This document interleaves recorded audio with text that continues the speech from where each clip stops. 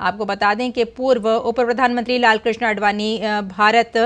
रत्न से सम्मानित किए गए और आप इस वक्त देख रहे हैं कि प्रधानमंत्री नरेंद्र मोदी भी उनके साथ ही हैं और उन्हें भारत रत्न से सम्मानित किया जा रहा है।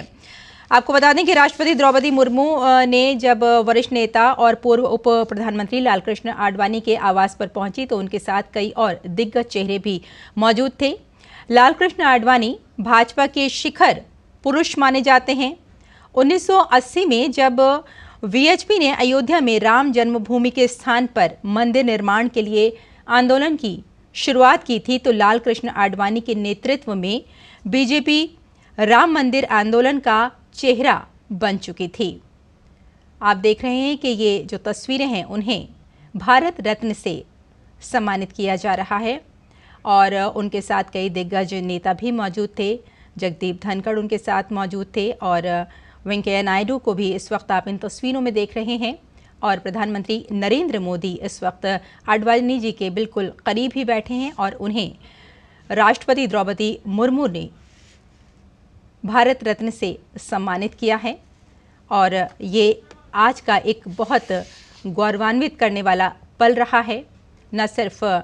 आडवाणी जी के लिए बल्कि कहना चाहिए कि भारत के लिए भी, क्योंकि लालकृष्ण आडवाणी की जब बात आती है तो ये शिखर पुरुष माने जाते हैं भाजपा के, भारतीय जनता पार्टी के। और आपको यहाँ बता दें कि अपने कार्यकाल में उन्होंने कई ऐसे ख़ास काम किए हैं जिन्हें कभी भुलाया नहीं जा सकता। जिस तरह से अभी हमने आपको बताया कि शुरुआत की थी उन्होंने मंदिर निर्माण के लिए आंदोलन की और उसके बाद ही वो आंदोलन का चेहरा बन गई थी भारतीय जनता पार्टी। और साथ ही लालकृष्ण आडवाणी की जब बात आती है तो उन्होंने राम रथ यात्रा, और इसी खबर पर हमारे साथ हमारे संवाददाता शैलेंद्र मिश्र जुड़ चुके हैं। शैलेंद्र से बात करते हैं। शैलेंद्र, जैसे कि अभी हमने थोड़ी देर पहले देखा कि राष्ट्रपति द्रौपदी मुर्मू ने भाजपा के वरिष्ठ नेता और पूर्व उप प्रधानमंत्री लालकृष्ण आडवाणी के आवास पर पहुंचकर उन्हें भारत रत्न से सम्मानित किया है, तो कितना महत्वपूर्ण और कितना गौरवान्वित ये पल रहा? निश्चित तौर पर एक बहुत बड़ा मौका है जब हम देख रहे हैं कि आज राष्ट्रपति द्रौपदी मुर्मू ने बीजेपी के वरिष्ठ नेता और पूर्व उप प्रधानमंत्री, पूर्व गृह मंत्री लालकृष्ण आडवाणी को भारत रत्न से सम्मानित किया है। इस मौके पर जो लालकृष्ण आडवाणी का आवास है दिल्ली में, वहां पर जब ये कार्यक्रम हो रहा था सम्मान समारोह, तब प्रधानमंत्री नरेंद्र मोदी और हमने देखा कि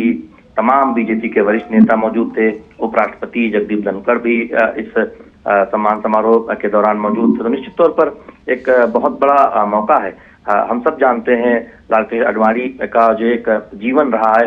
एक तरह से देखें राजनीतिक जीवन, वो बहुत ही महत्वपूर्ण एक तरह से पड़ाव से गुजरते हुए तकरीबन 7 दशक तक सक्रिय राजनीति में वो रहे और जिस तरह से एक राजनीतिक शुचिता के वो मिसाल के तौर पर जाने जाते हैं, वो बहुत महत्वपूर्ण है। एक रथी यात्री के तौर पर हम उन्हें राजनीति में देखते हैं। न केवल राम मंदिर आंदोलन के लिए रथ यात्रा लालकृष्ण आडवाणी ने निकाली, बल्कि ऐसी 6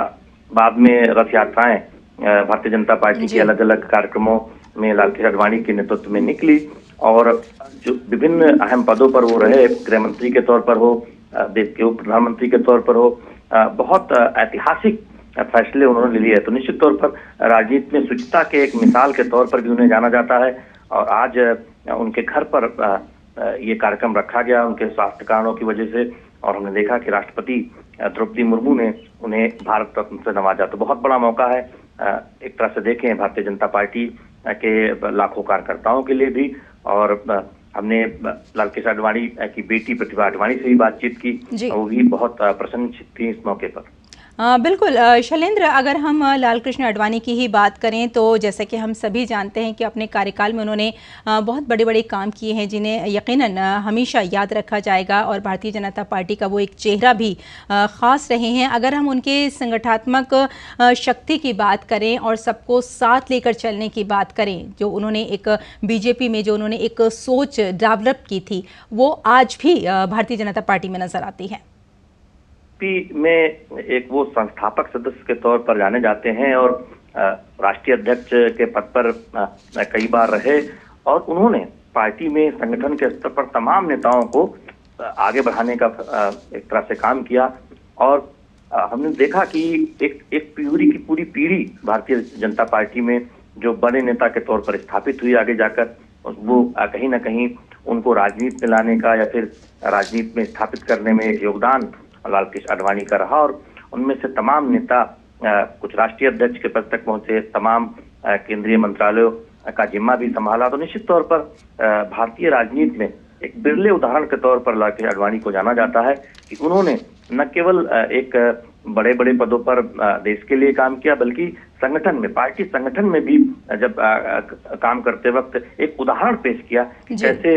टैलेंट के आधार पर कैसे युवाओं को राजनीति में आगे बढ़ाया जाए। और उसके लिए उन्होंने पूरी एक पीढ़ी तैयार की, जो भारतीय जनता पार्टी में आज हम देखते हैं कि तमाम उच्च पदों पर जो लोग बैठे हैं, राष्ट्रीय पदाधिकारी हों या फिर केंद्र में मंत्री हों, उनमें कहीं ना कहीं लाल कृष्ण आडवाणी का एक अहम योगदान रहा। बिल्कुल, अगर आपने बात की कि किस तरह से सबको साथ लेकर चलने की जो उनके अंदर एक शक्ति थी, वो आज भी भारतीय जनता पार्टी में नज़र आती है। अगर उनके प्रशासकीय अनुभव की बात करें और हम ये उनकी विचारधारा की बात करें, तो इस बारे में आप क्या कहेंगे शैलेंद्र? क्योंकि कहीं ना कहीं बीजेपी आज भी आडवाणी जी को अपना एक कहना चाहिए कि मानती है उनको पूरी तरह से, और आज इसीलिए उनको